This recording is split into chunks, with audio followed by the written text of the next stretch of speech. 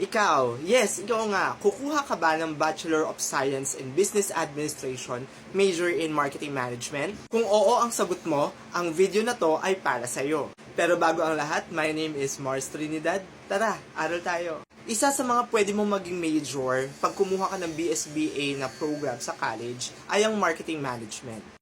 Pero, ano nga ba ang BSBA Major in Marketing Management? Ang BSBA Major in Marketing Management is a 4-year program sa college. This program will help the students to have the knowledge and skills necessary for marketing products and services. It also provides the knowledge on how to create, plan, and implement sales strategies to achieve organizational objectives. In addition, marketing management will help you to determine what kind of products or services you will offer, knowing and studying your target market, and the different strategies that you can use to reach your target market. Ano-ano ba yung mga pwede mong pag-aralan sa marketing management? For example, yung mga different pricing strategies. Hindi lang naman basta-basta naglalagay ng presyo sa products or services mo.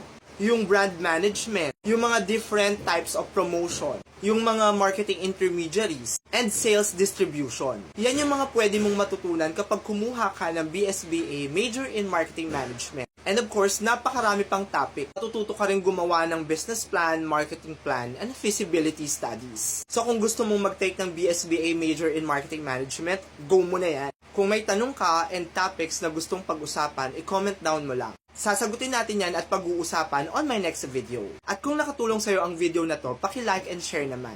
Paki-follow na rin ako dito sa TikTok. See you on my next video.